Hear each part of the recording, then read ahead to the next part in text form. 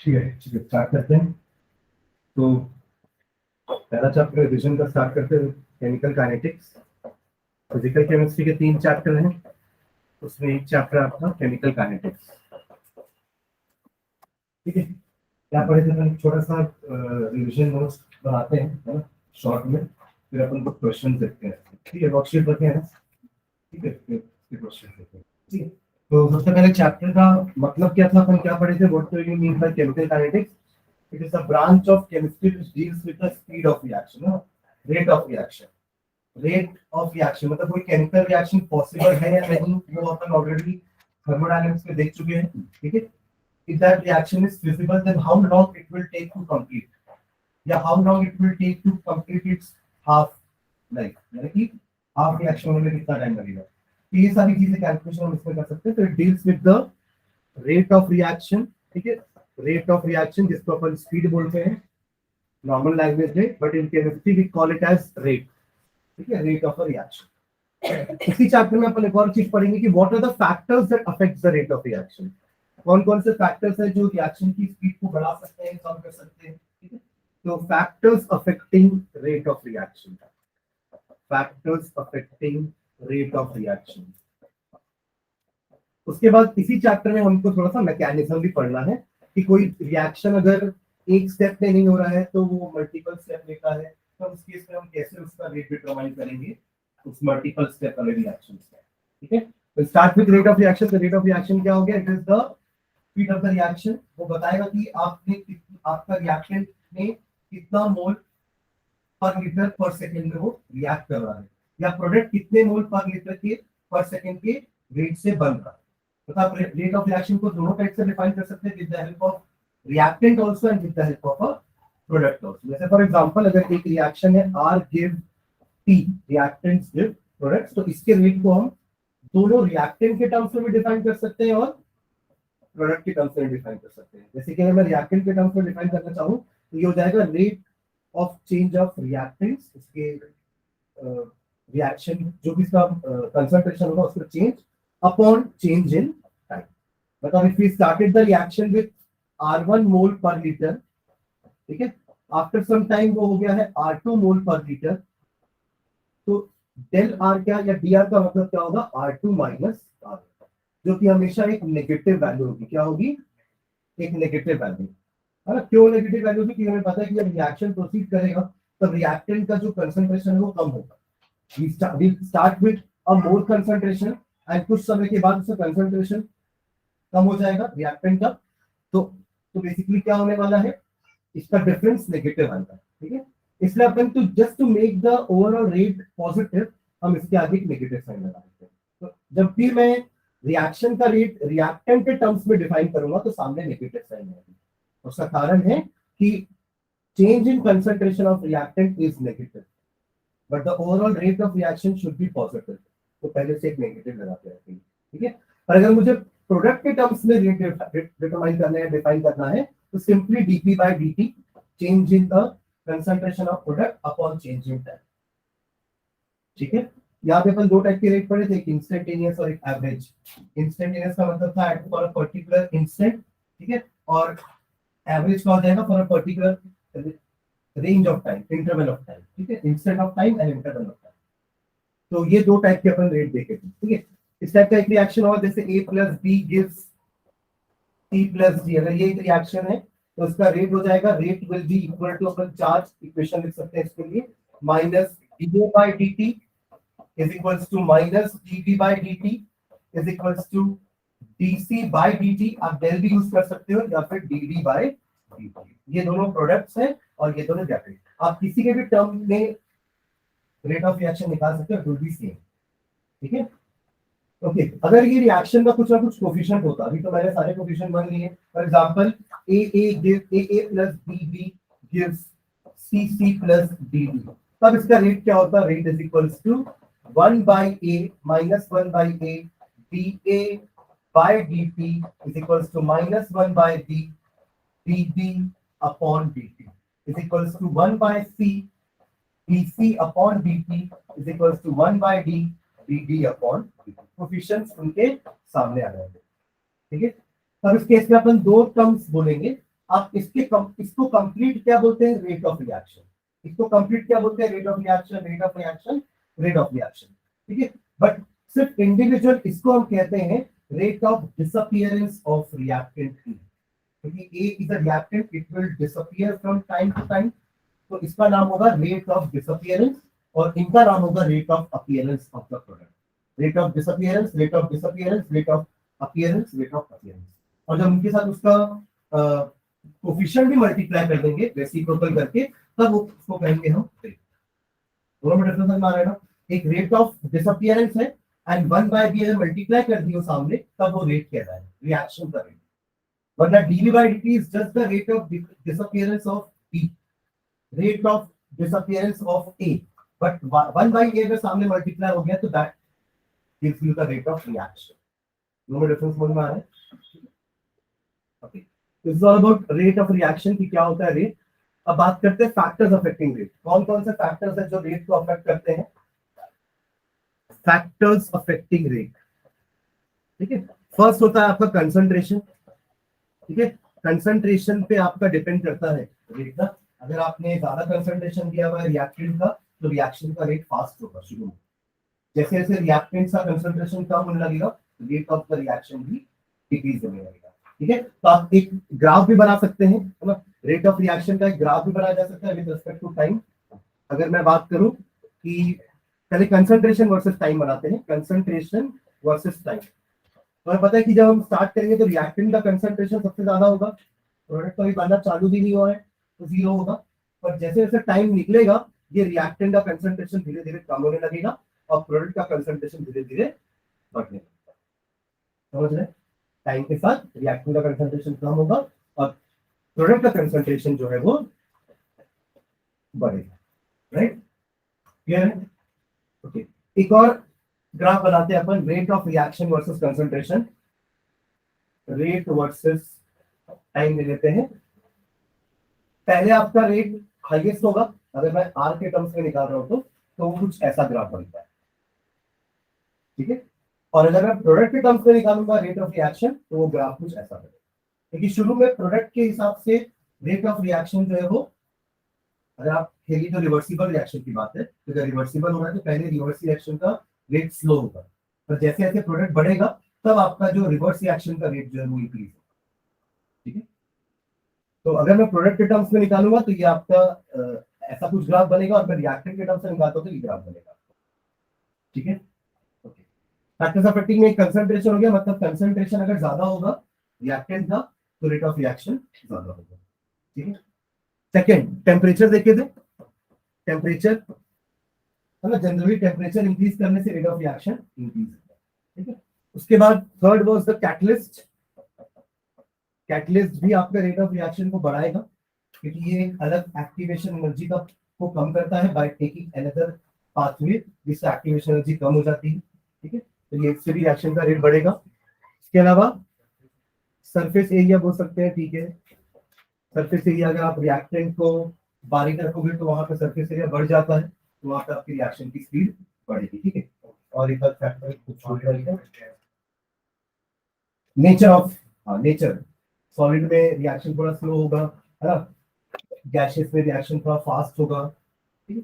और एक activation energy को भी बोल सकते हो, lesser the activation energy faster will be the reaction. अगर उस रिएक्शन की एक्टिवेशन एनर्जी कम है तो रिएक्शन फास्टर होगा, ओके, ठीक है। एक हमने लॉ ऑफ मास एक्शन देखा था, इसमें नहीं पढ़े थे law of mass action.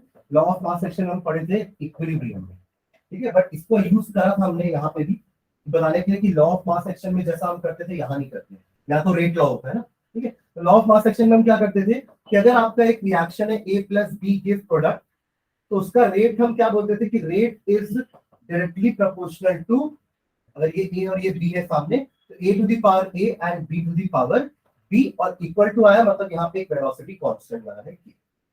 This is the rate of reaction according to law of mass action, which states that the rate of a reaction is directly proportional to concentration of reactant to the power its stoichiometric coefficients. Product of concentration of reactants to the power their stoichiometric coefficient. ये था law of mass action. अगर इसको follow करते तो rate सही नहीं आता, क्योंकि एक्सपेरिमेंटली रेट अलग आ रहा था।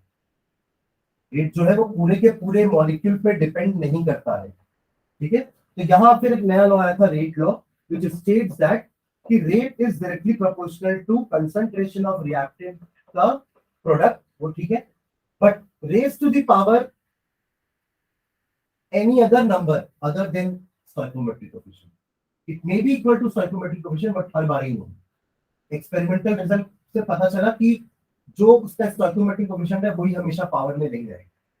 तो अल्फा और बीटा दो नए टर्म्स आए थे, where अल्फा मे और may not be equal to ना, ये अल्फा ए के बराबर हो भी सकता है या नहीं भी हो सकता है, दोनों पॉसिबल, ठीक है। Same is the case with beta also, beta can be equal to और नॉट इक्वल टू बी, मतलब जो उसका रिएक्शन में स्टोइकोमेट्रिक कोएफिशिएंट है। तो इससे ये प्रूव हुआ कि आप रिएक्शन को देखकर बस उसका रेट लॉ नहीं, सिर्फ रिएक्शन को देखकर आप उसका लॉ ऑफ मास एक्शन जरूर लिख सकते हैं, but you can not right it's rate law expression. वो आप एक्सपेरिमेंट के हिसाब से ही लिख पाओगे। और वो एक क्वेश्चन हमने देखे था टेबल वाले, इसमें लिखा रहता है कि ए का कंसंट्रेशन है, बी का कंसंट्रेशन इतना है, तो रेट इतना आ रहा है, फिर ए का कंसंट्रेशन इतना रखा, बी का कंसंट्रेशन इतना रखा, तो रेट इतना हो गया। अब अपन को दो एक्सपेरिमेंट को ऑब्जर्व करके समझना है कि कौन सा रिएक्टेंट पे क्या डिपेंडेंसी है रिएक्शन के रेट की, समझ गए, ठीक है। तो का क्वेश्चन अपन उसको देखेंगे भी। तो ये रेट लॉ होता है, ठीक है। तो रेट लॉ में भी जब अपन ये हटाएंगे तो आर इज इक्वल्स टू के a to the power alpha and b to the power beta आ जाएगा, ठीक है। जहां पे अल्फा प्लस बीटा को हमने एक नाम दिया था, that was order of the reaction. Alpha plus beta क्या होता है, ऑर्डर ऑफ द रिएक्शन, ठीक है। मतलब it can be a zero order reaction, it can be first order reaction, can be second order reaction. Zero order reaction का मतलब ये नहीं कि अपन रिएक्टेंट लेंगे नहीं और प्रोडक्ट बन जाए। वहां पे जीरो ऑर्डर का मतलब ये है कि रिएक्टेंट कितना भी कम क्यों ना ले लो, कितना भी ज्यादा क्यों ना ले लो, speed of the reaction is not depending upon your concentration of reactant. समझ में आ रहा है, ये है उसका मतलब, जीरो का मतलब या जीरो ऑर्डर का मतलब, है ना। इसका मतलब ये नहीं कि अपन बिना रिएक्टेंट लिए प्रोडक्ट बना रहे हैं, ऐसा नहीं है। रिएक्टेंट लिए हैं तभी तो प्रोडक्ट बनेगा, बट स्पीड रिएक्टेंट के कंसंट्रेशन पे डिपेंड नहीं कर रही है। आप और रिएक्टेंट ले लो, स्पीड नहीं बढ़ेगी, क्योंकि स्पीड उसकी कंसंट्रेशन पे डिपेंड करेगी नहीं करेगी। Am I clear? Order negative नहीं होगा, फ्रैक्शन हो सकता है, नेगेटिव नहीं होगा, ठीक है। क्लियर है, ठीक है। इसी में अपन एक और चीज के क्या है आपका, rate constant. What is rate constant? तो आर की यूनिट तो अपन को पता है, जब पीछे डिस्कस नहीं किया, आर की यूनिट पीछे डिस्कस करना था। क्या होगा यूनिट आर का, मोल पर लीटर पर सेकेंड, या मोल पर लीटर पर मिनट, या पर आवर। ये की वैल्यू डिपेंड करती है ऑर्डर पे। रेट का तो यूनिट हमेशा सेम रहेगा, रेट हमेशा सेम रहेगा, मोल पर लीटर पर सेकंड या मोल पर लीटर पर मिनट पर आवर, जो भी टाइम है ना, बाकी मोल पर लीटर तो रहेगी, ठीक है। के का वैल्यू डिपेंड करता है ऑर्डर के ऊपर, के का जो यूनिट है ना, दैट डिपेंड्स अपॉन ऑर्डर। कैसे? देखिए देखो, आपका रेट का यूनिट तो फिक्स है, मोल पर लीटर पर सेकंड, ठीक है। के का यूनिट मुझे निकालना है, तो वो डिपेंड करेगा कि इन दोनों का पावर क्या है। दोनों का यूनिट तो वही है, मोल पर लीटर। क्या यूनिट है दोनों का? मोल पर लीटर, कंसंट्रेशन है ना। इसका भी यूनिट मोल पर लीटर होगा, इसका भी यूनिट मोल पर लीटर होगा, पर उनके पावर डिसाइड करिए कि कितना मोल है और कितना लीटर। तो इसका पावर लिख दूंगा मैं alpha plus beta, which is the order of reaction n, ठीक है।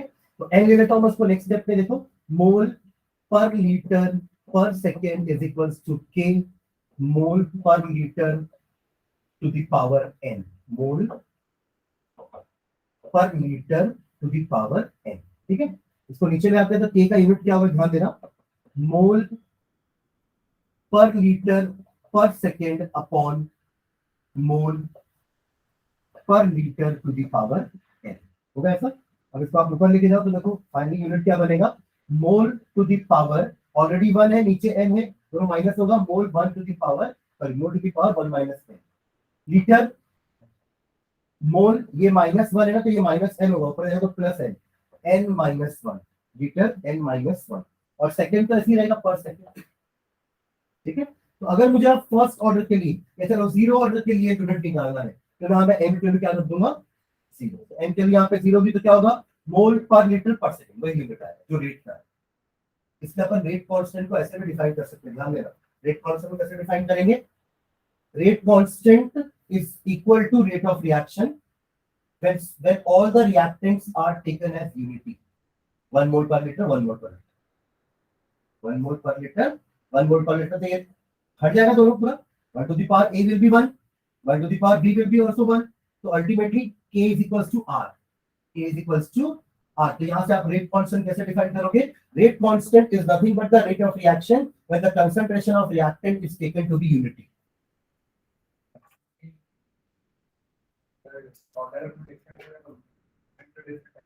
डिफरेंट आना तो ऑप्शन क्या हो गया, अगर मैं ऊपर की पावर की तो बात ही नहीं कर रहा, I am talking about their concentration, तो 1 टू द पावर कुछ भी पावर ले लो 1 ही आएगा, anything raise to 1 is 1, sorry 1 के ऊपर कुछ भी पावर ले लो आप 1 ही होगा ना। मैं रेट कांस्टेंट को डिफाइन कर रहा हूं, what is rate constant, it is the rate of reaction, rate constant is the rate of reaction, पर तब जब दोनों की कंसंट्रेशन यूनिटी है। तो डिफाइन करते हैं ना ऐसे यूनिट की 1 जूल डिफाइन करो, 1 जूल ऑफ वर्क का मतलब क्या है कि when 1 Newton of work is done to move the particle and move the body from by 1 meter, 1 Newton 1 meter, तब तो 1 जूल आएगा आंसर, ये भी वही चीज है। ठीक है, rate is equals to k या k is equals to rate आ रहा है, तब आएगा जब ये दोनों 1 1 होंगे। ठीक है, okay, coming back to this, तो ये हो गया आपका जीरो ऑर्डर के लिए निकल जाएगा मोल पर लीटर पर सेकंड, फर्स्ट ऑर्डर के क्या हो जाएगा सिर्फ पर सेकंड, क्योंकि ये भी कैंसिल हो जाएगा और ये भी पावर 0 हो जाएगा, right. Mole n is equals to 1 put करना है ना मुझे, तो n is equals to 1 put करूंगा तो mole 1 to 1 minus 1 will be 0, यहाँ भी n minus 1 विल बी 0, तो ये दोनों गया, तो क्या बचा पर सेकंड, तो पर सेकंड तो सब में ही रहेगा क्योंकि पर सेकंड तो n पे डिपेंड ही नहीं कर रहा है।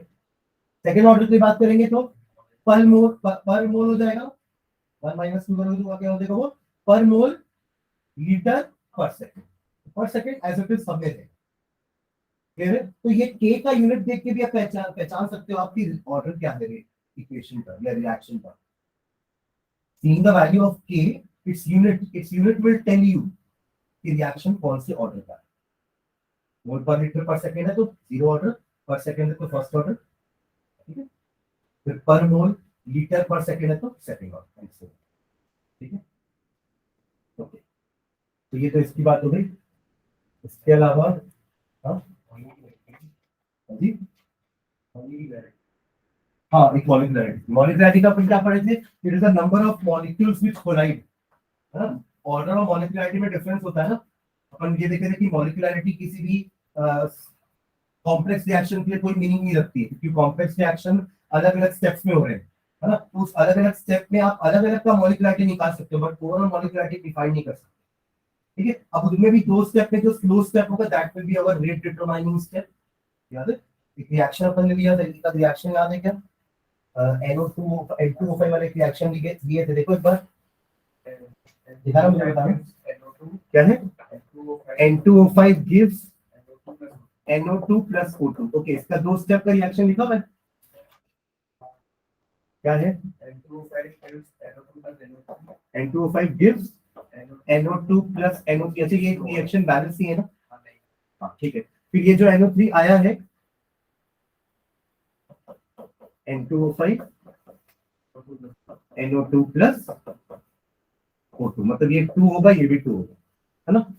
ये 4 होगा शायद, वो 2 होगा, वो 4 होगा, हाँ ये वाला 4, हाँ ठीक है। तो यहाँ भी चेंज करना पड़ेगा ना, यहाँ के लिए ये 3 होगा, ठीक है, फर्स्ट वाला, हाँ ठीक है। तो ये आपका एक्चुअली ओवरऑल रिएक्शन होता है, but it takes place in 2 steps. पहला स्टेप ये है जो कि स्लो स्टेप होता है, और यही आपका रेट डिटरमाइनिंग स्टेप होगा। इसकी मॉलिक्युलैरिटी 1 है, इसकी मॉलिक्युलैरिटी 2 है, ठीक है। तो आप इससे ऑर्डर तो निकाल सकते हो कि रिएक्शन का order first order, reaction is a first order reaction, but molecularity doesn't make sense for a complex reaction. Elementary reaction के लिए अपन मॉलिक्यूलरिटी निकाल सकते हैं, which is the number of molecules taking part in reaction. Molecularity का मतलब है कि कितने मॉलिक्यूल आपस में आके टकरा रहे हैं and giving rise to reaction, ठीक है। और ये हमेशा होल नंबर में होगा, ये कभी फ्रैक्शन में नहीं होगा, क्योंकि मॉलिक्यूल या तो 2 होंगे या तो 3 होंगे, ढाई मॉलिक्यूल आके टकराएंगे नहीं, ठीक है। तो molecularity is a whole number, it can not be a fraction, order can be a fraction, ठीक है। इसके बाद ओके, हाँ, इंटीग्रेटेड रेट इक्वेशन बहुत इंपॉर्टेंट है। अपन ये देखे थे कि डिफरेंशियल रेट इक्वेशन में स्लोप निकालना पड़ रहा है ना, which is a bit inaccurate method of finding the rate. तो हमने नेक्स्ट चीज चालू की थी integrated rate equation. Integrated rate equation, integrated rate equation अपन 2 टाइप के पढ़े थे, एक 0 ऑर्डर का और एक फर्स्ट ऑर्डर का। 0 ऑर्डर का मतलब क्या हुआ कि rate is directly proportional to a to the power 0। अगर आपका रिएक्टेंट है, मतलब रिएक्शन है ए गिव प्रोडक्ट, तो उसके लिए आप रेट लॉ क्या लिखोगे? अगर 0 ऑर्डर है तो रेट लॉ यही होगा, r is equals to k a to the power 0 which is 1, तो r is equals to k ही होगा, ठीक है। और r बेसिकली है क्या? dA अपॉन dt, ठीक है। बस इसको यहां ले जाओ, दोनों को इंटीग्रेट करो, आपको इक्वेशन क्या मिलेगा? रेट इक्वेशन ऐसा कुछ था, देखो कि t is equals to r naught minus r या a नॉट माइनस a, ठीक है। मतलब ये उसका इनिशियल रिएक्टेंट या इनिशियल कंसंट्रेशन, ये उस टाइम पे कंसंट्रेशन, या फिर k is equals to 1/t r naught minus r। समझ गया ना? अपन शायद a लिए थे, a नॉट माइनस a लिए होंगे, r नॉट माइनस r, चलिए कोई दिक्कत नहीं। r मतलब रिएक्टेंट ही है, तो a नॉट माइनस a भी लिख सकते हैं। तो ये आपका इंटीग्रेटेड रेट इक्वेशन था फॉर अ 0 ऑर्डर रिएक्शन, ठीक है। जहां पे हर का एक मीनिंग समझ में आना चाहिए कि क्या है उस टाइम इंटरवल, जिस टाइम का हम स्टडी करना चाह रहे हैं कि k का वैल्यू क्या होगा। ये तो हमेशा कांस्टेंट रहेगा ना कि आपने रिएक्शन किस कंसंट्रेशन से स्टार्ट किया है, और ये होगा आपका उस टाइम का रिएक्टेंट का कंसंट्रेशन, अभी कितना रिएक्टेंट बचा है। समझ में आ रही बात? ठीक है। इसी से अपन टी हाफ भी निकाल लेते इसका, है ना, हाफ लाइफ। बस क्या करना है अपन को, टी हाफ निकालने के लिए एक तो के को नीचे ले आओ 1/k, और आर नॉट की जगह तो आर नॉट ही रहेगा, वहां तो कोई चेंजेस नहीं आने वाले अभी, राइट। और इसकी जगह आ जाएगा आर नॉट बाय 2। यही तो होता है हाफ लाइफ का मतलब। It is the time eight which your concentration will become half of the initial. Initial क्या है? आर नॉट, उसका हाफ मतलब आर नॉट बाय 2। वही ये 1 माइनस हाफ कर लो तो हाफ ही आएगा, यानी कि आर नॉट बाय 2। तो किसका फाइनल वैल्यू क्या आएगा? टी हाफ का r naught upon 2। This is the t half of your first order reaction, sorry 0 order. इससे कुछ अपन ने ग्राफ बनाए थे, क्योंकि ग्राफ से भी आपको समझ में आना चाहिए कि रिएक्शन का कौन सा रिएक्शन है। ये किसके किसके बीच में ग्राफ बनाए थे एक बार देखना।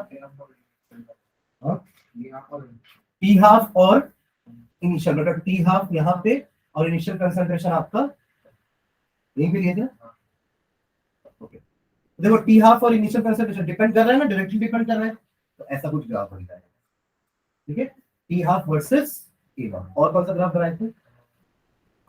इसका शायद बनाए थे, इसका आर वाला कंसंट्रेशन वर्सेस टाइम। ओके, वो यहां से निकल जाएगा, देखो ग्राफ। इसको सॉल्व करना पड़ेगा आर के लिए। देखो क्या होगा, आर आर के लिए अगर आप सॉल्व करोगे तो इसको इधर ले आओ, है ना, और इसको इधर लेके चले आओ। तो देखो r is equals to r naught minus k t, ऐसा कुछ होगा, हाँ, है ना। या फिर आप माइनस के टी को सामने रख दो, प्लस आर नॉट बाद में रख दो, क्योंकि y is equals to mx plus c लिखते हैं ना, तो इसलिए ये थोड़ा सा देखने में अच्छा लगेगा, ठीक है। तो ये हो गया आपका y, this is your m, this is your x, this is your intercept c। तो ग्राफ कैसा बनेगा? ये है वो स्ट्रेट लाइन ही बनेगा, बट स्टार्ट होगा वो r नॉट से, ऐसा कुछ जाएगा, राइट। सॉरी तो माइनस है ना, माइनस के ऐसा बनेगा, जहाँ पे ये है वैल्यू आपकी आर नॉट, और इसका स्लोप हो जाएगा माइनस, ठीक है। This is the graph between concentration and time. आपको दिख भी रहा है ना, रिएक्टेंट का कंसंट्रेशन टाइम के साथ कम होना है, होगा भी, ठीक है। और कोई ग्राफ बनाए थे? अच्छा, rate versus concentration. Rate versus concentration तो डिपेंड ही नहीं करेगा क्योंकि जीरो ऑर्डर रिएक्शन है, तो ये स्ट्रेट बनेगा। ठीक है, आप कंसंट्रेशन कितनी बढ़ा लो, rate will always be a constant. Clear है? ठीक है, this is a zero order reaction. आगे बढ़े। इसका यूनिट तो अपन को पता है, जीरो ऑर्डर के लिए के का यूनिट क्या था, मोल पर लीटर पर सेकंड। नेक्स्ट बात करते हैं फर्स्ट ऑर्डर के लिए।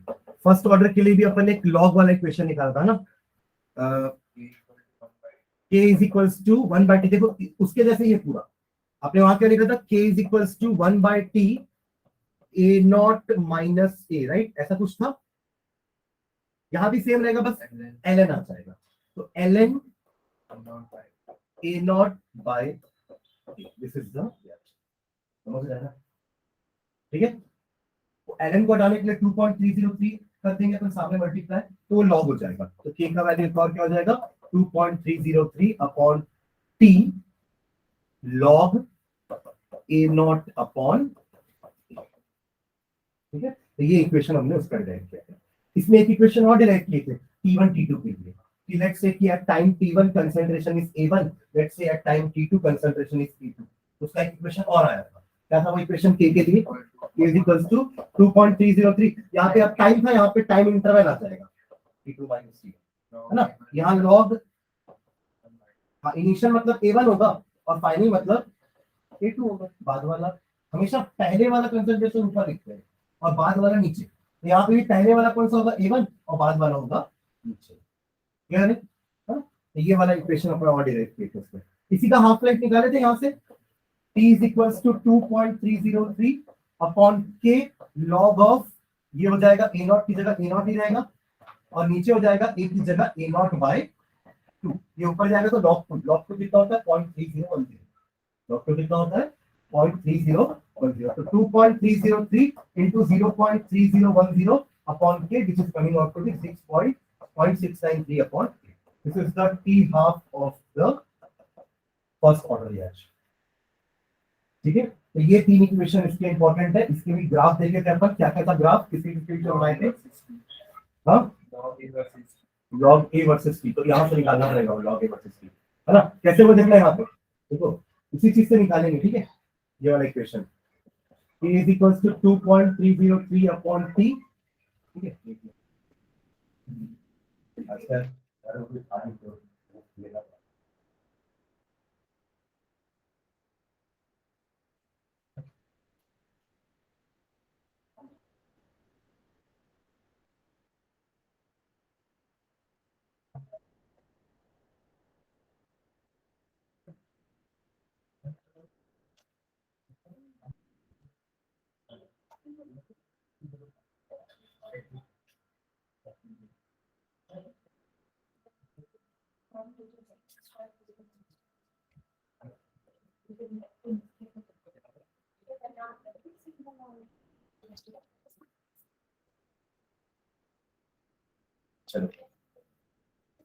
किस तरीके से ग्राफ बना था, लॉग a वर्सेस t ना, तो इसी इक्वेशन को मैं मैनिपुलेट कर रहा हूँ ना ये वाले को, ताकि अपन वो निकाल सके ना, लॉग a का वैल्यू, लॉग a नॉट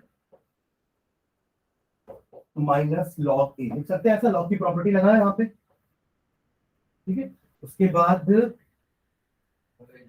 अच्छा इसको इधर लिख रहा हूँ, kt अपॉन 2.30 किया है ना, kt अपॉन 2.303 इज इट, और ये भी इसको भी लॉग a को यहाँ लेके रखते हैं, इसको इधर लेके जाता हूँ, is equals to log a naught minus log a, ऐसा कुछ होगा।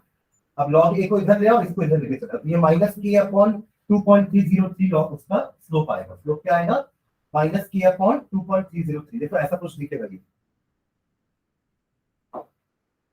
Log a is equals to, ये इधर आ गया है, ये इधर जाएगा, minus kt upon 2.303 plus log a naught, again y is equals to mx plus c, this is c, this is x and this is m, ठीक है, क्योंकि अगेन नेगेटिव आ रहा है तो ग्राफ अगेन इसका ऐसा ही बनने वाला है जैसे वहां बना था ना, वहां भी अपन देखो a वर्सेस t बनाए थे, कहा गया a वर्सेस t, ठीक है। बस क्या क्या फर्क है ध्यान देना, यहाँ लग गया लॉग, यहाँ लग गया 2.3, सेम है, बाकी पूरा सेम है, यहाँ भी लॉग, समझ लो क्या कर रहे हैं अपन। तो ग्राफ भी सेम है, इक्वेशन भी एक जैसी निकला है, जैसे अपन इक्वेशन में लॉग लॉग अटैच किया ना, वैसे ही ग्राफ में भी सबने लॉग लॉग अटैच किया। तो ये इंटरसेप्ट हो जाएगा आपका लॉग ऑफ ए नॉट का, log of A not is your intercept minus के अपॉन 2.303 इज द स्लोप, और ये बना है ग्राफ किसी किसी बीच में लॉग ए और बी के, ठीक है। ओके, इसका जो हाफ लाइफ का ग्राफ बनाओगे वो कंसंट्रेशन पे डिपेंड नहीं कर रहा है, देखो इस पे डिपेंड कर रहा है सिर्फ के की वैल्यू। तो जब टी हाफ वर्सेस कंसंट्रेशन बनाओगे एक रिएक्टेंट का, तो ग्राफ स्ट्रेट लाइन आएगा। पहले टी हाफ का, ठीक है ना, टी हाफ समझ गए ना, T half versus concentration will be a straight line, depend नहीं करेगा कितना भी कंसंट्रेशन बढ़ा लो, हाफ लाइफ उस चीज का सेम रहेगा, कांस्टेंट रहेगा। एक और कौन सा ग्राफ बनाए थे, log a naught by a versus t, तो ये यहीं से बनेगा, ये वाले से t के साथ बनाओ ना ग्राफ, kt by 2.303, ठीक है। log a naught upon a is equals to kt upon, ये आपका सीधा बनेगा ना, स्लोप पॉजिटिव है इसका, बस y is equals to mx है, इंटरसेप्ट नहीं है तो ओरिजिन से चालू हो, इंटरसेप्ट होता है तो ओरिजिन से चालू नहीं करते आप, यहाँ पे इंटरसेप्ट नहीं है ना, y is equals to mx, that's it, where x is t और m इज योर स्लोप। तो ये ग्राफ कैसा बनने वाला है, स्ट्रेट लाइन, ठीक है। तो ये 3 ग्राफ इसके और 3 ग्राफ इसके, ग्राफ भी याद रखना है, एक बार क्वेश्चन ग्राफ वाला ही आता है, ठीक है। अच्छा हाँ, इसमें गैसियस स्टेट और प्रेशर वाला, और क्या प्रेशर वाली, इक्वेशन की और वॉल्यूम की है। हाँ एक वॉल्यूम वाला जो तू पूछा ना, प्रेशर वाला देखो, गैसियस वाला तो उसका क्वेश्चन देख लेंगे, क्योंकि अपन को उसका फॉर्मूला याद तो नहीं करना है, क्योंकि उसका भी फॉर्मूला तो सेम है। फॉर्मूला क्या है, अभी ऊपर initial concentration upon concentration at that time था, और उसमें क्या होता है, initial pressure versus pressure at that time, बाकी पूरा इक्वेशन सेम है, बस ऑर्डर क्वेश्चन वाला, क्वेश्चन में आती है क्वेश्चन का, हाँ ठीक है। इसके अलावा और क्या बच गया इस चैप्टर में, दोनों का हाफ लाइफ हो गया, क्वेश्चन हो गए, pseudo first order. Pseudo first order क्या है, बेसिकली वो दिखने में आपको फर्स्ट ऑर्डर दिखेगा, ठीक है, मतलब दिखने में नहीं दिखेगा, but it behaves like a first order, क्योंकि उसमें एक रिएक्टेंट का कंसंट्रेशन बहुत एक्सेस में होता है। जैसे हमने देखा था हाइड्रोलिसिस ऑफ इथिल एसीटेट या सुक्रोज का हाइड्रोलिसिस, सुक्रोज का हाइड्रोलिसिस भी आपका एक फर्स्ट ऑर्डर रिएक्शन है, जिसमें आप वाटर इतनी ज्यादा क्वांटिटी में ले लेते हो कि आपका रिएक्शन का रेट पूरा का पूरा सिर्फ वो मेन रिएक्टेंट के ऊपर डिपेंड करता है। जैसे एग्जांपल जैसे है acid hydrolysis of ethyl acetate, देखो इथिल एसीटेट मतलब क्या हो गया, CH3COO-C2H5, this is ethyl acetate, ठीक है, प्लस H2, एसिड हाइड्रोलिसिस करोगे इसका, आपको क्या मिलने वाला है, CH3COOH प्लस C2H5, ठीक है, जो भी प्रोडक्ट है, प्रोडक्ट से लेना देना नहीं है अपन को, बट यहाँ वाटर अपन एक्सेस में लेते हैं, ठीक है, वाटर इज टेकन है एक्सेस, ठीक है, तो उससे आपका ये पूरा रिएक्शन ना वाटर के कंसंट्रेशन पे डिपेंड करता ही नहीं। तो इस रिएक्शन का रेट क्या होगा, आपको दिख रहा है कि 2 रिएक्टेंट है, तो it should be a second order reaction, but actually ये क्या होता है, it is a first order reaction which depends only upon the concentration of your this reactor, this is known as pseudo first order reaction. अब ये भी first order है, तो इसमें सारी प्रॉपर्टी फर्स्ट ऑर्डर वाली लगेगी, इक्वेशन सारे फर्स्ट ऑर्डर वाली लगेंगे, जो इंटीग्रेटेड रेट इक्वेशन अभी अपन फर्स्ट ऑर्डर की डायरेक्ट की है। उसके अलावा टेम्परेचर डिपेंडेंसी, एरिनियस इक्वेशन है ना, एरिनियस इसमें पढ़े थे और उसमें नर्स पढ़े थे, वो भी टेम्परेचर डिपेंडेंसी था, टेम्परेचर एंड कंसंट्रेशन डिपेंडेंसी, ये भी आपका टेम्परेचर डिपेंडेंसी है, और इसका नाम है एरिनियस इक्वेशन, ठीक है। इक्वेशन क्या था आपका, K is equals to A to the power minus EA upon sorry exponential, ठीक है, e to the power minus EA upon RT। आप इससे एक और इक्वेशन निकाल सकते हो, दोनों साइड लॉग ले करके, ln ले लो पहले, बाद में उसको लॉग में कन्वर्ट कर देंगे अपन। तो एक इक्वेशन और क्या आएगा आपका, ln k, जैसे मैं लॉग लेता हूँ दोनों साइड में, तो ln k, यहाँ पे भी ln a plus ln e to the power minus ये अपॉन RT, ठीक है। ये सामने आ जाएगा, ln e 1 हो जाएगा, तो आपका इक्वेशन क्या बना, ln k is equals to ln a minus ये अपॉन RT, ठीक है। एक इक्वेशन इसको लॉग में कन्वर्ट कर सकते हो, 2.3 से मल्टीप्लाई करना पड़ेगा, तो एक इक्वेशन आपको क्या बनेगा, log of k is equals to log of a minus A upon 2.303 RT। नीचे कैसे आ गया, ए यहां भी रहेगा, यहां भी रहेगा लॉग के साथ, है ना। आपने इनके ln को लॉग, इनके ln को लॉग किया है ना, तो दोनों पे यहाँ पे भी एक 2.303 आएगा, यहाँ पे भी आएगा 2.303। मैंने इक्वेशन को 2.303 डिवाइड कर दिया, तो यहाँ पे 2.303 कैंसिल, यहाँ का भी 2.303 हट गया, और नीचे यहाँ पे आ गया। और मेरा इक्वेशन, हाँ एवरीवन क्लियर है ना।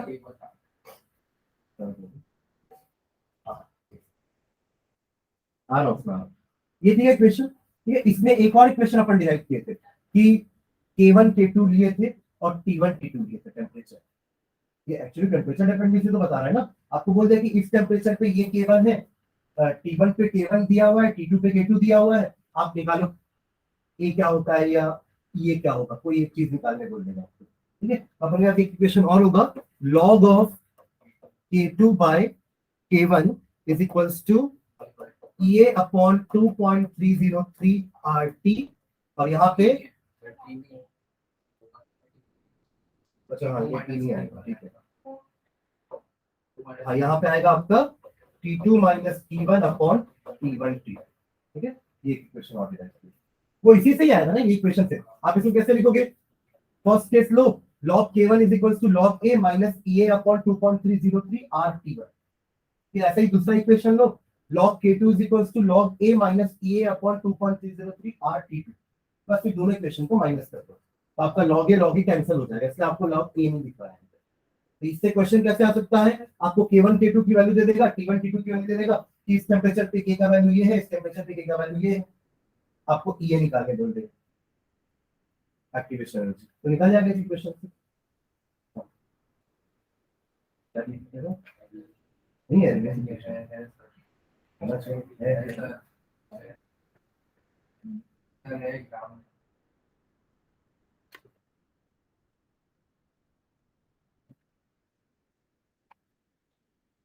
ये बुक तो 2023 के हिसाब से दिया हुआ है।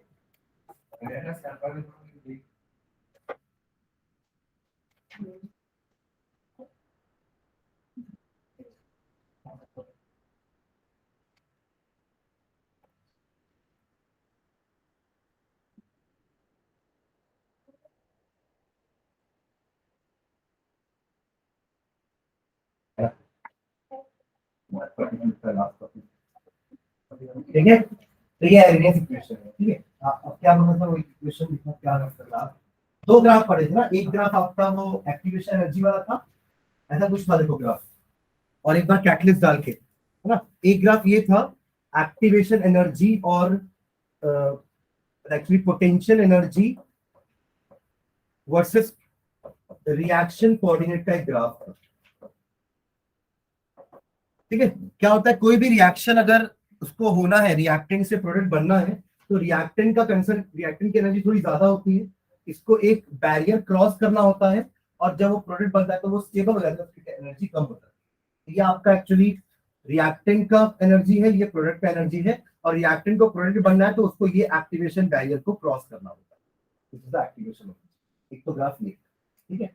उसके अलावा एक ग्राफ जो अपन को ये अपॉन आरटी, ये जो दिखते हैं ना, e to the power minus ये अपॉन आरटी, उसका मतलब क्या होता है, ये बताता है कि कितना फ्रैक्शन ऑफ मॉलिक्यूल है जिसकी एनर्जी ईए से ज्यादा है, या ईए, समझ रहे? ऐसे कितने फ्रैक्शन ऑफ मॉलिक्यूल का मतलब अगर आपने 100 मॉलिक्यूल लिया तो उसका कितना फ्रैक्शन मॉलिक्यूल है जिसकी एनर्जी ईए से ज्यादा है, वही रिएक्शन करेंगे, बाकी लोग रिएक्शन नहीं करेंगे। मतलब 100 में अगर 10 मॉलिक्यूल ही ऐसे होंगे जिनका एनर्जी ईए होगा, तो 10/100 ये फ्रैक्शन है, इसका मतलब ये होता है, ये जो वैल्यू है इसका नाम नहीं है e to the power minus e upon R. ये तो अपन ये अपना ये रिएक्शन ले रहे हैं, इसमें अपन e की जगह e ले लेंगे, वरना अगर आप कोई और फिनोमिना भी यूज कर रहे हैं वहां पे आप कोई भी एनर्जी रखो, ये वाला फैक्टर आपको यही बताया कि कितने मॉलिक्यूल है जिनकी एनर्जी इस एनर्जी से बराबर है या ज्यादा है। ठीक है, तो जो ग्राफ था ना वो एक्चुअली ऐसे था, ये जो ग्राफ बना था, ठीक है, इसमें क्या बोल रहा है, फ्रैक्शन ऑफ मॉलिक्यूल यहां लिया है,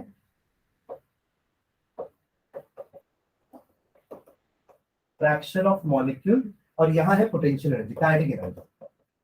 ठीक है, क्लियर है? और ये ग्राफ का ये वाला पॉइंट क्या बता रहा है कि ये वाली काइनेटिक एनर्जी सबसे ज्यादा प्रोबेबल है। प्रोबेबल मतलब सबसे ज्यादा मॉलिक्यूल है जिनके पास ये काइनेटिक एनर्जी है, बट ये काइनेटिक एनर्जी किसी काम की नहीं, क्योंकि एक्टिवेशन एनर्जी तो यहाँ पे है। बहुत सारे मॉलिक्यूल है जिनके पास ये वैल्यू का काइनेटिक एनर्जी है, ये वाली वैल्यू का, बट वो मॉलिक्यूल किसी काम के लिए हमारे, क्यों? क्योंकि वो रिएक्शन कंप्लीट नहीं कर पा रहे हैं, वो प्रोडक्ट नहीं कर रहे हैं। प्रोडक्ट कौन बनाएगा? ये वाले मॉलिक्यूल्स, ये वाले मॉलिक्यूल्स प्रोडक्ट बनाएंगे, क्योंकि क्यों? ये वो फ्रैक्शन ऑफ मॉलिक्यूल है जिनकी एनर्जी ये है या ये से ज्यादा है। यही है जो पोटेंशियल बैरियर को क्रॉस कर पाएंगे और रिएक्शन कर पाएंगे। ठीक है, तो ये ग्राफ का स्टडी किए थे। ठीक है, अब कैटलिस्ट यूज करोगे ना तो ये फ्रैक्शन बढ़ जाए। ठीक है, तो कैटलिस्ट वाला ग्राफ कुछ ऐसा था, कैटलिस्ट नहीं मतलब टेम्परेचर बढ़ाओगे, टेम्परेचर बढ़ाएंगे तो इसी में दो ग्राफ बनाए थे अपन, एक ऐसा कुछ ग्राफ था, ठीक है, और टेम्परेचर बढ़ा दिए थे 10 डिग्री से, तो ग्राफ कुछ ऐसा बन गया। ठीक है, अब देखो एक्टिवेशन एनर्जी पहले कम फ्रैक्शन ऑफ मॉलिक्यूल पार कर पा रहे थे, अब एक्टिवेशन एनर्जी ज्यादा मॉलिक्यूल क्रॉस कर पा रहे हैं टेम्परेचर बढ़ाने से। ये अगर टेम्परेचर T है तो ये था टेम्परेचर T+10। ये ऐसा एक्चुअली बोलते हैं कि हर 10 डिग्री राइज करोगे ना टेम्परेचर को तो रेट ऑफ रिएक्शन डबल हो जाएगा। For every 10 degree rise in temperature reaction का रेट डबल होगा। तो उसको अपन यहाँ पे बता भी सकते हैं कि क्योंकि टेम्परेचर बढ़ाने से नंबर ऑफ मॉलिक्यूल्स जिनकी एक्टिवेशन एनर्जी से ज्यादा एनर्जी हो जाए वो बढ़ जाते हैं, फ्रैक्शन ऑफ मॉलिक्यूल्स बढ़ गए। ये ग्राफ वो बता रहा है। ठीक है, देखिए मैक्सिमम ऑफ द ग्राफ कम आ जाएगा ना। पहले क्या था, एनर्जी आपका एक से लिखा होगा, क्या लिखा था इसमें, when the temperature is raised the maximum of the curve moves to the higher energy value and the curve broadens, broadens then it spreads to the right such that there is a great portion of molecules with much higher energy, ताकि much higher energy वाले molecules बढ़ जाए, ताकि वो reaction faster हो जाए। ठीक है, ये एक ग्राफ था। ठीक है, और इसमें एक फ्रीक्वेंसी फैक्टर वाला भी कुछ देखेंगे ना, 10 dB वाला कुछ पॉइंट था,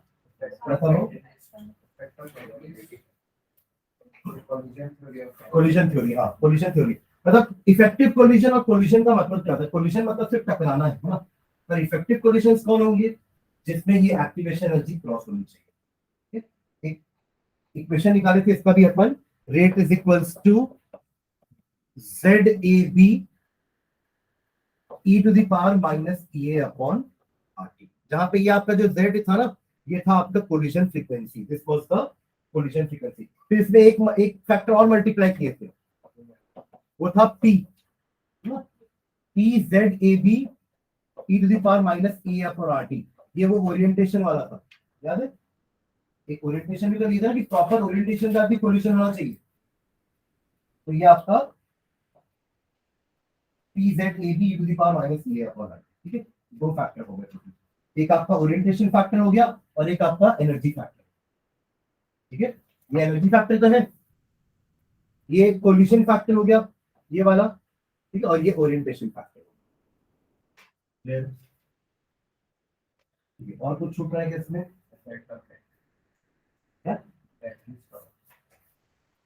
कैटलिस्ट ये हो तो ग्राफ, ये वाला ग्राफ चेंज रहेगा थोड़ा सा, और सब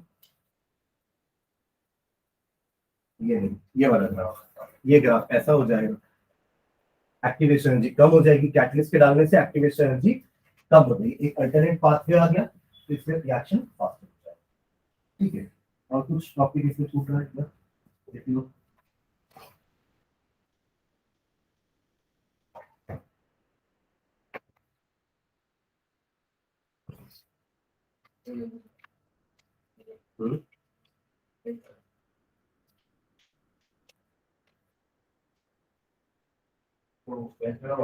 क्वेश्चन कर लेते, चलो एक क्वेश्चन दे लो।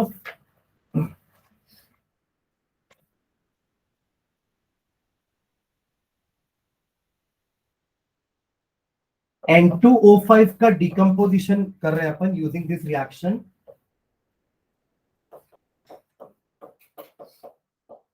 ठीक है, और दो डेटा दिया हुआ है। फर्स्ट एक्सपेरिमेंट का डेटा है कि टाइम 0 सेकेंड पे total pressure was 0.5 atm। Total pressure मतलब पूरे रिएक्टेंट मिक्सचर का प्रेशर बोल रहे हैं, ठीक है। और सेकेंड ऑब्जर्वेशन थी कि after 100 seconds the total pressure became 512 atm। ये आपको ऑब्जर्वेशन दी गई, ठीक है। आपको निकालने बोला है के, यू हैव टू फाइंड के, ठीक है।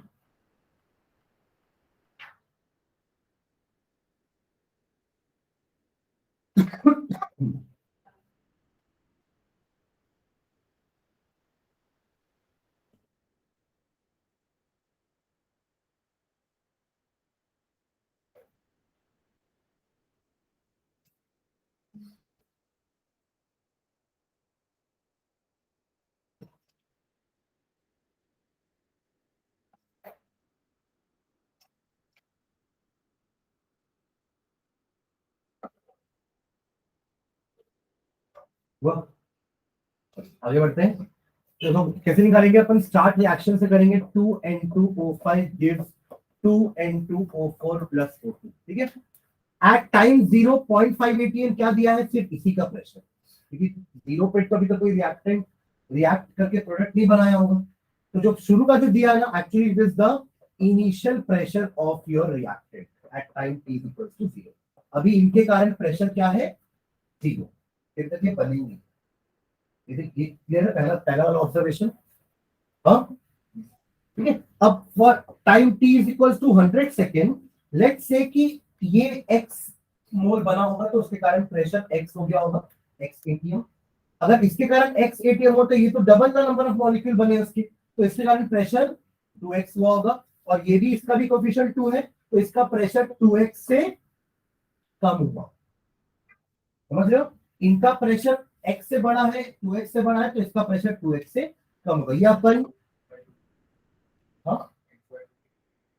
x बाय 2 लिखोगे तो इसको x x लिखना पड़ेगा, लिख सकते हैं x बाय 2 x x। बस जो भी है कि ये इसका जितना प्रेशर होगा ना, इसका प्रेशर इसका हाफ होना चाहिए बस, या फिर इसका प्रेशर से डबल होना चाहिए। ये हमको उसके रिएक्शन से समझ में आ रहा है। मैं क्लियर नहीं आ रही समझ में आ रहा है, ठीक है। तो ये समय का प्रेशर हो गया, ठीक है ना।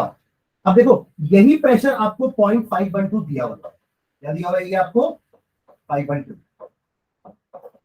इधर है total pressure at time t equal to 100 second. तो आप इन सबको ऐड करो, क्या है? 0.5 minus 2x plus 2x plus x is equal to 0.512, right. तो इससे x का वैल्यू आ जाएगा, ये minus 2x plus 2x cancel हो जाएगा।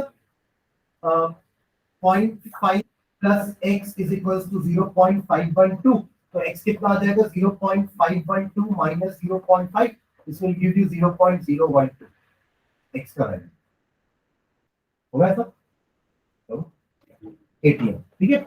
अब ये x की वैल्यू को ना यहां पुट कर दो, तो आपको N2O5 का उस समय का प्रेशर मिलता है। समझ रहे? तो N2O5 ऐसा कुछ लिख सकते हैं, pressure of N2O5 at 100 second will be 0.5 minus 2x, 0.5 minus 2 into 0.012। वो लिखना है ये वैल्यू,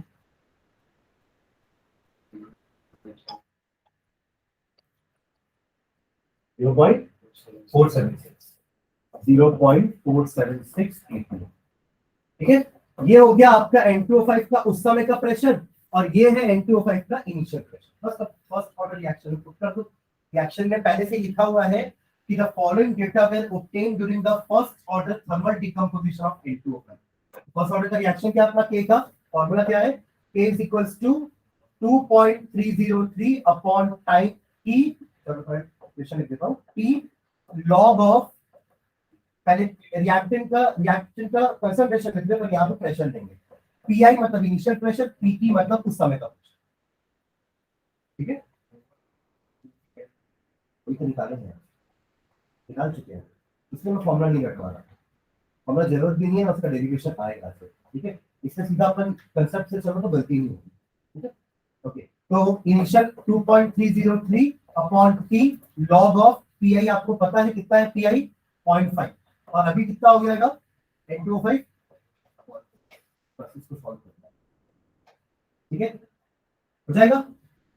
इसलिए वो 2P0 माइनस P3 ये सब याद करने का जरूरत नहीं है, इसका मैं समय नहीं बता रहा। आप फर्स्ट ऑर्डर का मेन इक्वेशन याद रखो, बस कंसंट्रेशन की जगह प्रेशर कर देगा, कंसंट्रेशन की जगह प्रेशर, वहां initial concentration upon concentration at that time लिखते थे, यहाँ पे initial pressure upon pressure at that time reactant का, ठीक है। अब इसमें ट्राई करो क्वेश्चन, अपने उसमें कोई क्वेश्चन है क्या प्रेशर वाला?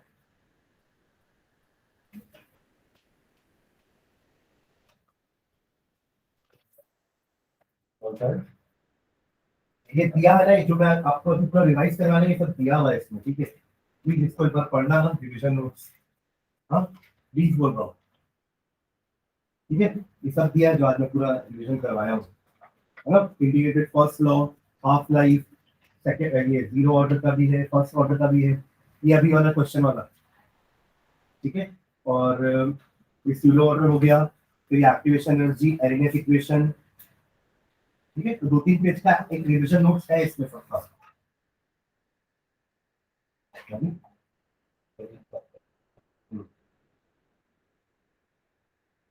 वही ओरिएंटेशन का, yes yes for the question,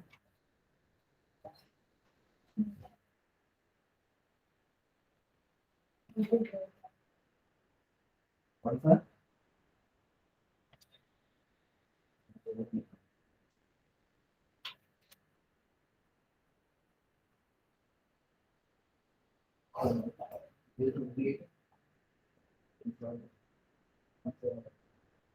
long answer में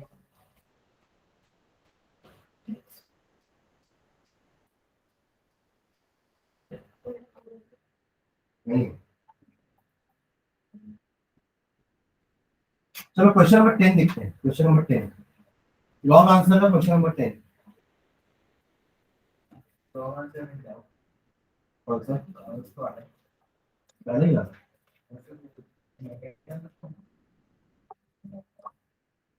अच्छा, देखते हैं, पहले 10 देखो, आप एक बार केमिकल काइनेटिक्स की शीट बना के लेके आ रहा हूँ नेक्स्ट क्लास में, ठीक है। फिर इसमें कुछ डाउट होगा तो नेक्स्ट क्लास में इसकी शीट्स के क्वेश्चन देखेंगे, अदरवाइज सॉल्यूशन या हाँ सॉल्यूशन चाहिए, now the answer सही है तो तो डिस्कस करना है ना, ठीक है, क्लास लेके डिस्कस करना है। चलो क्वेश्चन नंबर 10 देखो पहले जल्दी से, long answer question, question number 10 देखो सुनो शीट,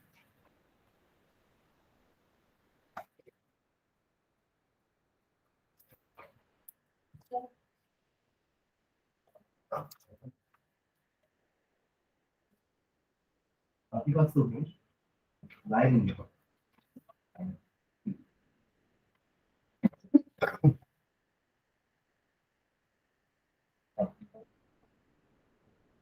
ऐसा क्या करना है?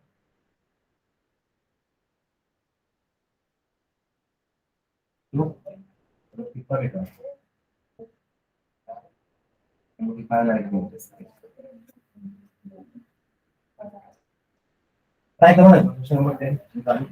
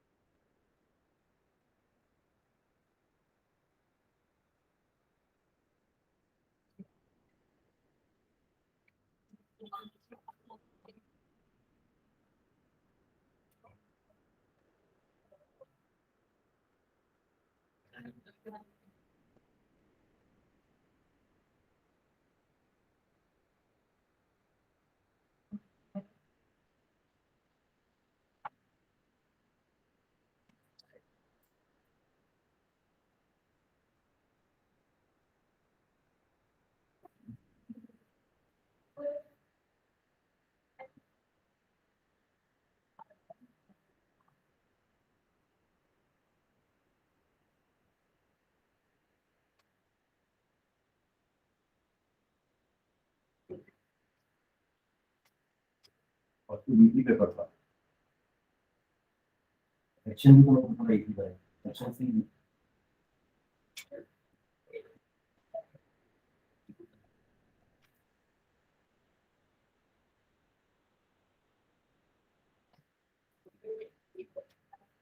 क्या नहीं बना 20। अब ये तो क्वेश्चन मैंने टेस्ट में दिया था यहाँ पे कि water content D glucose is treated with the following agent HI और HNO3।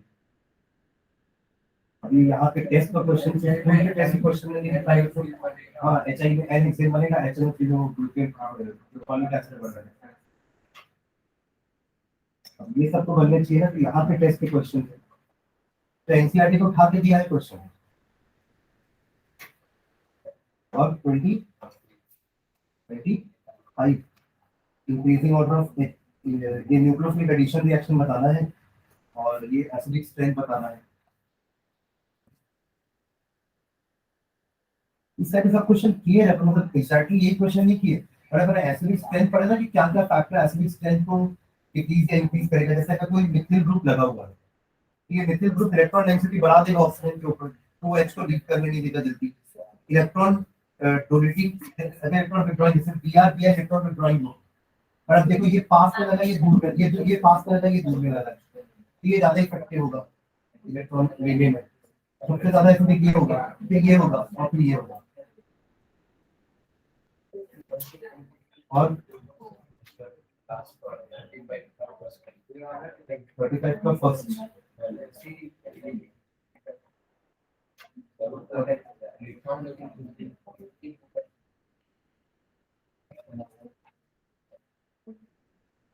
ये तो नाइट्राइट है, नाइट्राइट को नाइट्रेट में तो कन्वर्ट करना सीधे सीधे तो आप लोग बना के कॉपी अपने से नहीं बनाया था। अपन ये प्रैक्टिस में दिया था ना आपको कि एसिडिक वाला और ये डाइक्रोमेट है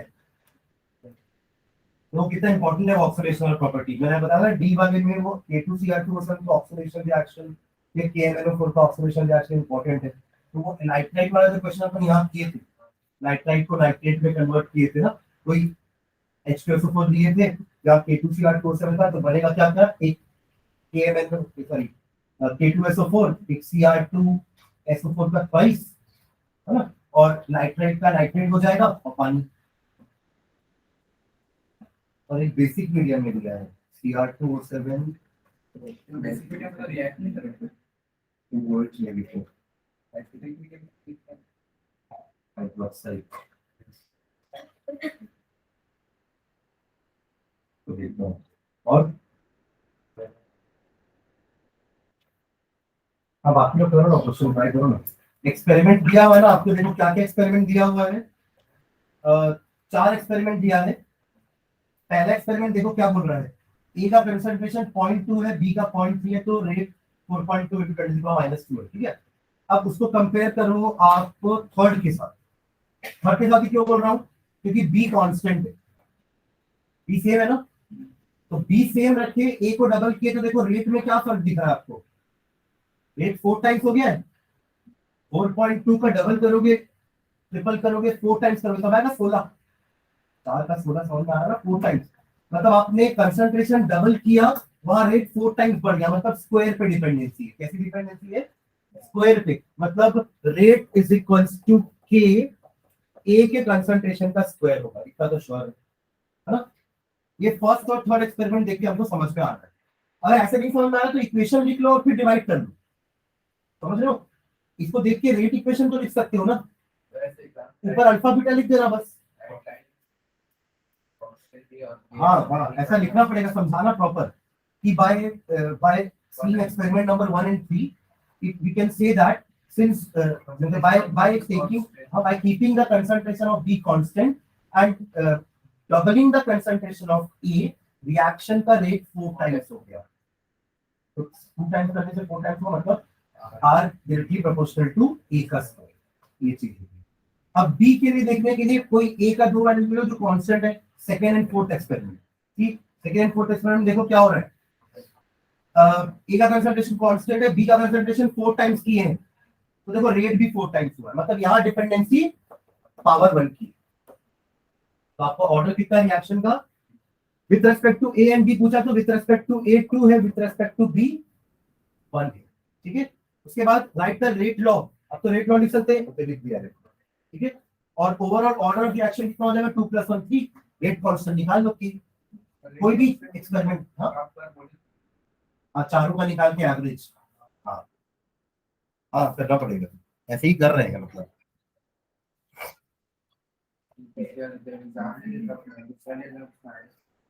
थोड़ा बहुत थोड़ा बहुत डिस्कस किया। अच्छा, वैल्यू है ना के की, तो एवरेज ही लेना है, यही तो बोल रहा हूँ। तो एवरेज ही लेना है।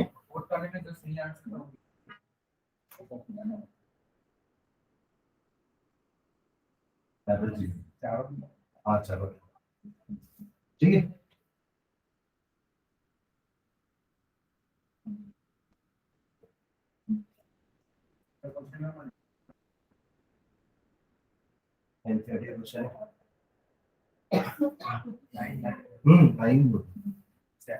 हाँ, या आप उसको कंपेयर करो ना अपने इस लॉ से, एरिनियस से, आपको दिख जाएगा उसमें कुछ कुछ चीजें तो वहीं पे सामने दिख जाएंगी। k इज इक्वल्स टू ए दिया है ना? हाँ, ये भी दिख रहा है, ए भी दिख रहा है। k is equals to A e to the power minus E A upon R T, जबकि ई ए आपका पूरा नहीं दिख रहा है, इसमें आर भी है ना।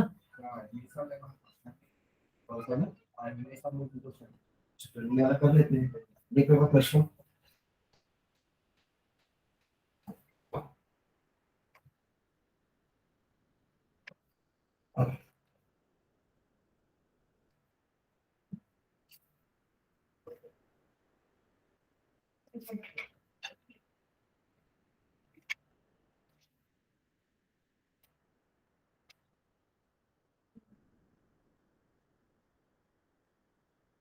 इक्वेशन लिखे, इक्वेशन लिखो पहले, फिर कंपेयर करेंगे।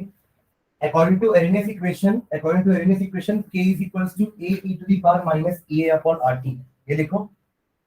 और जो पावर में दिया हुआ है उसको कंपेयर कर लो उससे, minus E A upon R T is equal to कितना दिया हुआ है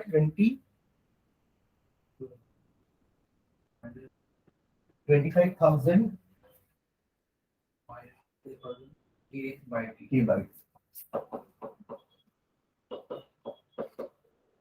ठीक है, टी टी कैंसिल।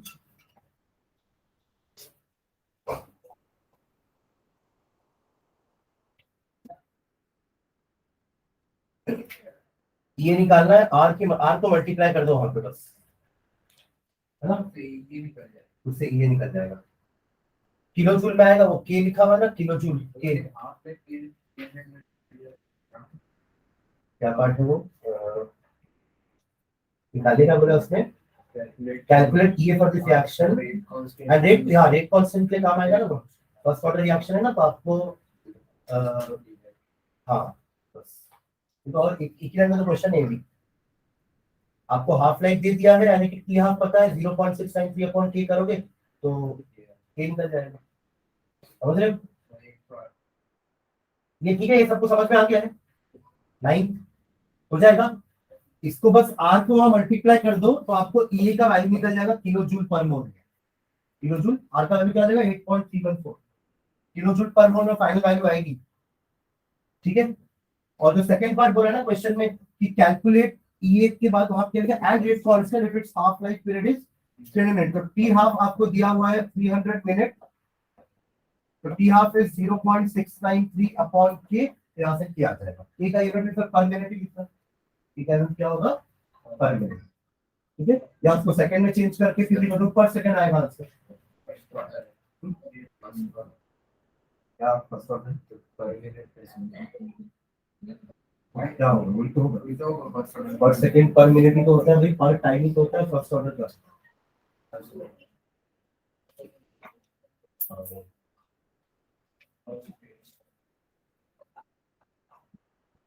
एंट्री पर रखोगे तो फिर पर सेकंड हो जाएगा। A first order reaction is 50% completed in 30 minutes and at 300 Kelvin and 10 minutes at 320 Kelvin। ठीक है, calculate activation energy E for the reaction R. R is given log 2, log 3, log 4, log 5 के अंदर given है. ठीक है. condition for collision to be effective. ये तो हो जाएगा first one. हाँ, फिर So how about collision to be effective collisions. एक तो वही activation energy क्रॉस करना चाहिए और दूसरा ओरिएंटेशन फैक्टर. ओरिएंटेशन सही होना चाहिए. अपन वो देखे थे ना, इसके एग्जांपल भी दिए थे ना, वही न्यूक्लियोफिलिक सब्स्टिट्यूशन रिएक्शन के एग्जांपल लिए थे कि अगर जिस तरफ से एक न्यूक्लियोफाइल निकल रहा है CH3Br है ना, और ये अटैक करने इस तरफ से ही आ रहा है OH नेगेटिव और ये इसी तरफ से निकल रहा है, राइट, तो ये इफेक्टिव कोलिजन नहीं होगा. इफेक्टिव कोलिजन कब होगा? जब OH आपके पीछे से आपके बैक अटैक करेगा. ऐसे. हाँ, next. how order of what's the complex reaction? ठीक है, एक कॉम्प्लेक्स रिएक्शन एग्जांपल ले लेना. फर्स्ट आप वही निकालोगे कि इसका सिर्फ अपन फर्स्ट रिएक्शन देख के बता रहे हैं कि ये स्लो रिएक्शन है. स्लो रिएक्शन पे अपन यहां से इसका ऑर्डर निकालेंगे. हाँ, एक तो फिर बन गया क्वेश्चन ले लो. ठीक है, और उसी को दिखा देना कि ये ऑर्डर ऑफ रिएक्शन हम फर्स्ट स्टेप से निकाल रहे हैं, बट मॉलिक्युलरिटी दोनों की अलग अलग है. फर्स्ट रिएक्शन की मॉलिक्युलरिटी 2 है, सेकंड रिएक्शन की मॉलिक्युलरिटी 1 है. ठीक है.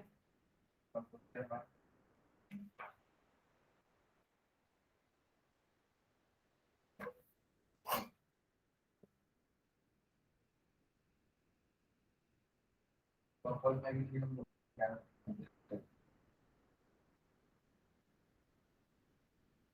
ये रेट लॉ से समझ में आएगा आपको प्रपोज मैकेनिज्म. जैसे अब क्या बोल रहा है, देखो हमको पता है कि रेट किसका, जिस जिस रिएक्शन का जो रेट अपन लिखे हैं, रेट लॉ क्या लिखा हुआ है, rate is equal to K NO2 का पावर 2. मतलब ये आपका रेट डिटरमाइनिंग स्टेप होगा ना, वो एक स्लो स्टेप होगा. तो उस रिएक्शन में सिर्फ NO2 को ही लेंगे. मतलब ऐसा कुछ, एक NO2 दूसरे NO2 के साथ रिएक्ट करके, और यहाँ पे एक ही NO2 है ना ओवरऑल रिएक्शन में. बैलेंस है ना, बैलेंस बिना बैलेंस इक्वेशन दे रहा हूं आपको.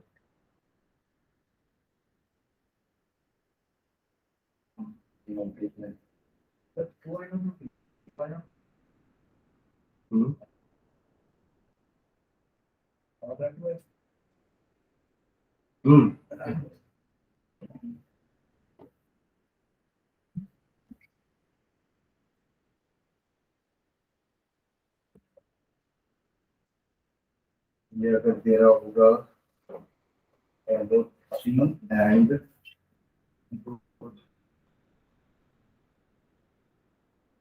NO3 हमारी रिएक्ट करना चाहिए, स्टेप में NO2 करना चाहिए, प्लस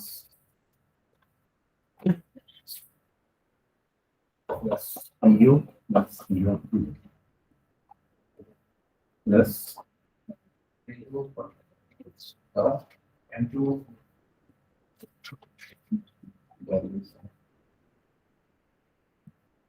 सर NO, अच्छा NO चाहिए ना, NO. ठीक है, ये होगा प्रपोज मैकेनिज्म. कैसे पता चला कि यही होना चाहिए मैकेनिज्म? ये देखो, ये होगा आपका स्लो स्टेप, जो रेट डिटरमाइनिंग स्टेप, और इसी को देख के लिखिए NO2 का स्क्वायर. ठीक है. अब क्योंकि मुझे रिएक्शन भी ये चाहिए ना ओवरऑल, देखो ओवरऑल रिएक्शन क्या दिया है, NO2 plus CO gives CO2 plus NO. तो प्रोडक्ट में मुझे ये दोनों बनाना ही है कैसे भी. तो फर्स्ट स्टेप में अपन NO बनाए, सेकंड स्टेप में CO2 बनाए.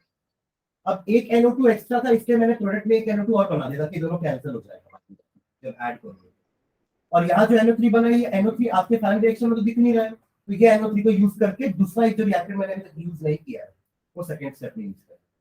दूसरा प्रपोज मैकेनिज्म जिसमें ये आपका स्लो स्टेप होगा और ये वाला स्टेप फास्ट. अभी तो रेट इसी को लॉ को देख के लिखा है. आप क्या दोगे? हाँ, तो ये भी तो कुछ और ही क्वेश्चन थे, ये भी अपन कहाँ पढ़े थे, तो लिखे ना कैसे भी. तो रेट लॉ से ये समझ में जरूर आ जाएगा. दो स्टेप वाला लिखना है. पहले वाले नहीं, दोनों लिखना पड़ेगा. मैकेनिज्म तभी तो होगा ना दोनों रिएक्शन में. देखो ये यही हिंट है, जो रेट लॉ दिया रहेगा ना वही हिंट है आपका क्वेश्चन का. उससे अपन को कम से कम एक रिएक्शन का रिएक्टेंट तो पता चल जाएगा. एक रिएक्शन का रिएक्टेंट पता चल गया ना NO2 पर, वो भी 2 NO2 है. तो ये यहाँ से स्टार्ट करेंगे. अब दो प्रोडक्ट मुझे पता है क्या क्या बनाना है, CO2 और NO। अब यहाँ तो CO2 नहीं बना सकता ना, बना सकता है यहाँ पे CO2, कैसे बनाऊंगा, C तो है ही नहीं, रिएक्टेंट में तो C है ही नहीं, तो यहाँ तो CO2 बनने से रहा, तो CO2 अगले स्टेप में बना देंगे।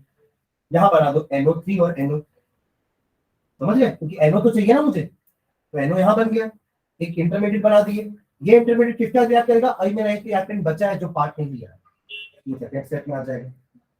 अब क्योंकि NO2 एक एक्स्ट्रा दिख रहा है मेरे पास, तो एक NO2 बना दिया मैंने, समझ गया ना, ये रिएक्शन भी लाया था मेरे लिए, बन जाएगा वैसे, वो हिंट है आपका question.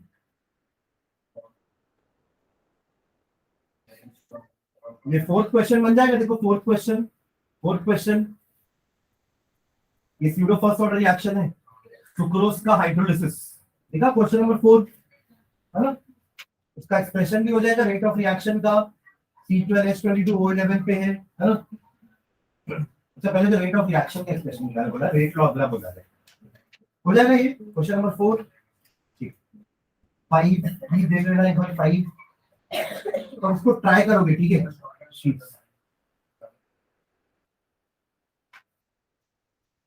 Very short answer, short है।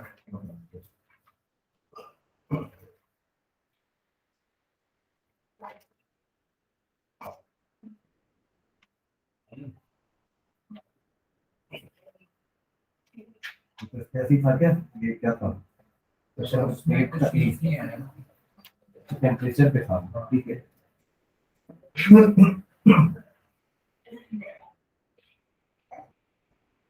Find the order of reaction that gets completed with 50% completed in 2 hours and 75% completed in 4 hours. वही करना 25 0.25 माइनस 0.75 we not taking तो इक्वेशन कौन सा यूज कर रहे हो, फर्स्ट और ऑर्डर तो निकालने बोला है। हाँ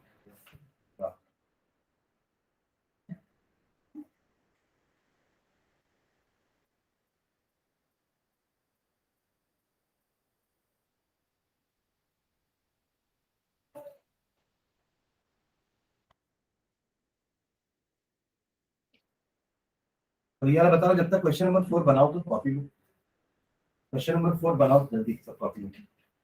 the first order for the, उसी का शॉर्ट आंसर क्वेश्चन नहीं, क्वेश्चन नंबर 4 जल्दी देखो एक बार, बना दिया है सर पहले बनाया था जब सीख ली सबका, सबका डाउट पड़ा पहले ये 4 भी नहीं बना, नहीं बन गया सबका डाउट पड़ा है बोलता ये सब क्वेश्चन नंबर 9 नहीं है, ठीक है ठीक है, बाकी लोग ट्राई करो एक बार क्वेश्चन नंबर 4, बाकी बना दिया जय पूरा, अरे बन जाएंगे देखा था अरे बन जाएंगे, नहीं बनाना है, हाँ बना लो वापस अभी जैसे 8 क्वेश्चन है आप लोग जैसा अंदाजा बना रहे थे ऐसा बन जाएगा, बट वो ऐसा नहीं है। वापस करो बनाओ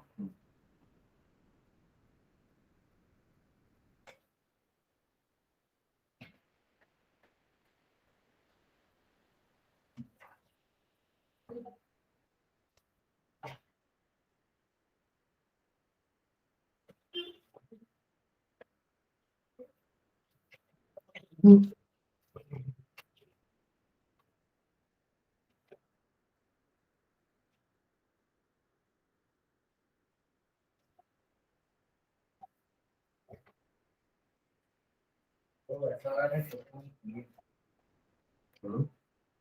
नहीं कर लेते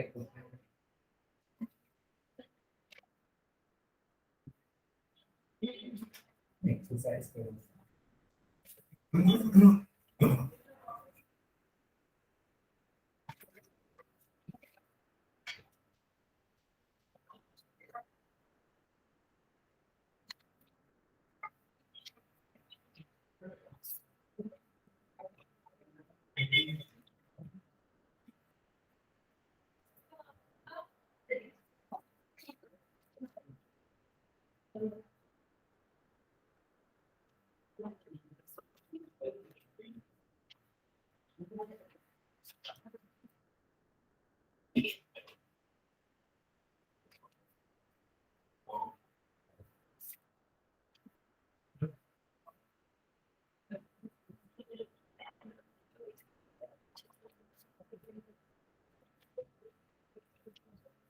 ये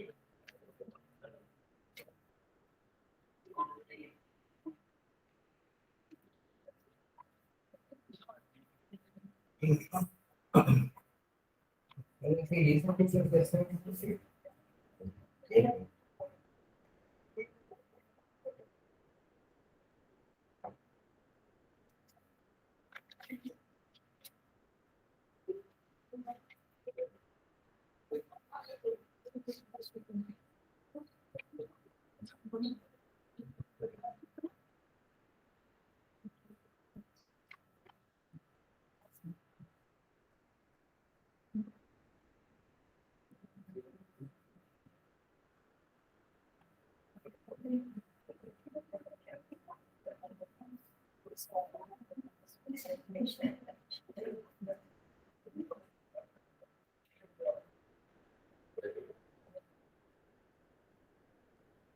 वो करा दी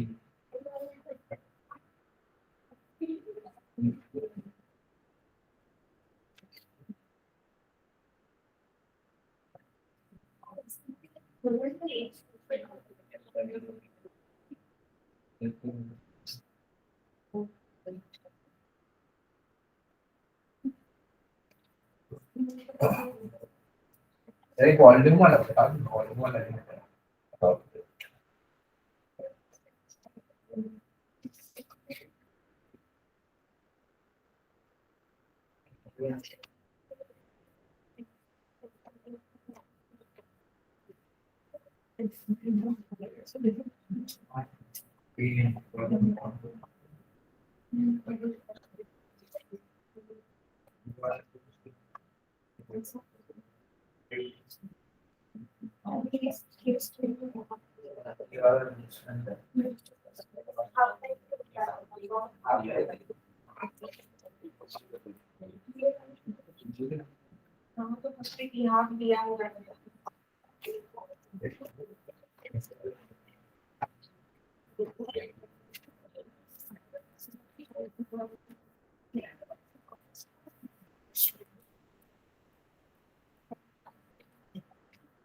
एनसीईआरटी क्वेश्चन क्या जैसे 4.14 70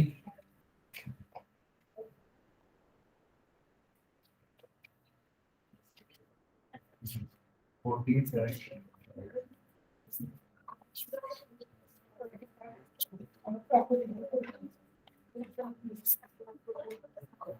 ये वाला क्वेश्चन देखा था क्वेश्चन नंबर 9 फिर बाकी का नेक्स्ट क्लास में कंटिन्यू करते हैं। फोर बनेगा बन जाएगा बनेगा भी ये ना आंसर बता दी क्या बोला है देखो फोर्थ क्वेश्चन में the first order of the for the following decomposition reaction in carbon tetrachloride as a rate constant k का वैल्यू दिया find the rate when the concentration of N25 will be 1.25 mole पर litre first order हो रहा है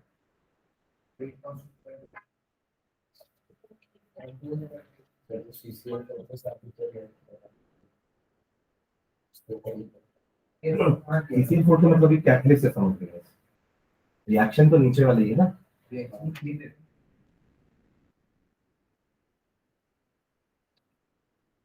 ठीक है initial को 2 ले लो और 1.25 को बाद वाला कंसंट्रेशन ले लो हाँ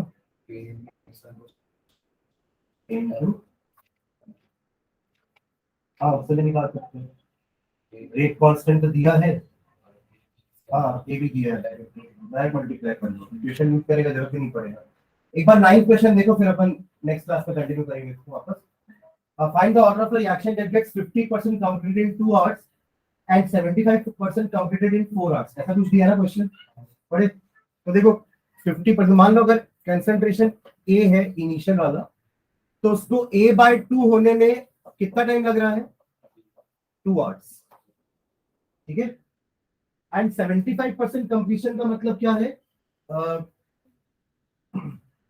आवर्स मतलब इसका भी हाफ करूंगा तो ये A/4 आएगा ना ऐसा कुछ होगा है ना इसका हाफ करूंगा तो ये होगा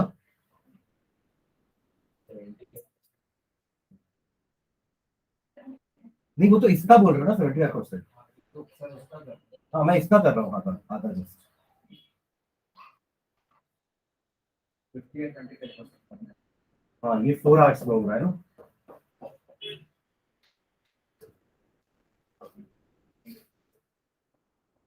यही तो बचेगा। हाँ ये सर 50 और 25% करोगे तो हाँ वही आएगा। 50 का 50% करूंगा तो ओवरऑल का 75% नहीं आएगा। देखो 2 घंटे के बाद कंसर्ट अपन ने स्टार्ट किया था यहाँ पे, ये 0 आवर्स है ठीक है। अपन ने स्टार्ट किया था यहाँ से रिएक्शन, 2 घंटे के बाद रिएक्टेंट इतना बचा और अगले 2 घंटे के बाद इतना बचे, 75% खत्म हो गया, मतलब 1/4 तो बचेगा। तो आप देख रहे हो कि इसका ये हाफ लाइफ है, इसका वो भी 2 घंटे में हुआ और ये इसका हाफ लाइफ है वो भी 2 घंटे में हुआ। मतलब ऐसा कौन सा रिएक्शन का ऑर्डर है जिसमें रिएक्शन का जो रेट जो हाफ लाइफ है वो इनिशियल कंसंट्रेशन पे डिपेंड नहीं कर रहा है। यहाँ भी 2 घंटा था, यहाँ भी 2 घंटा था half life, first order reaction. समझ रहे क्या बोल रहे हैं? पहले 2 घंटे के बाद 50% बचा, 50% रिएक्ट हो गया और उसके अगले 2 घंटे बाद 25% बचा है, 75% रिएक्ट हो गया है। यही तो 75% बचा हुआ है, मतलब 25% बचा हुआ है, 75% तो रिएक्शन हो चुका है ना, यही तो बचा है बस। 3a/4 तो रिएक्ट हो चुका है, समझ रहे हैं दोस्तों? 3a/4 रिएक्ट हो चुका है, वो 75% है जो हो चुका है, बचा a/4। तो यहाँ भी 2 घंटा लग रहा है, मतलब हाफ लाइफ कांस्टेंट है। और ऐसा किसके लिए होता है? First order. तो ये फर्स्ट ऑर्डर रिएक्शन, ठीक है। तो बाकी मैं ना नेक्स्ट क्लास में क्लास और लेंगे इसके लिए, और नेक्स्ट क्लास में एक काम करेंगे, लाइव से सारे क्वेश्चन सॉल्व कर लेंगे इसके, सारे जो मल्टीपल चॉइस क्वेश्चन भी है ना, एमसीक्यू से चालू करूंगा, असर्शन रीजन तो सबको अपन सॉल्व कर लेते हैं। तो तेरा एक वॉल्यूम वाला क्वेश्चन भी मैं नेक्स्ट क्लास में बता दूंगा। सर ये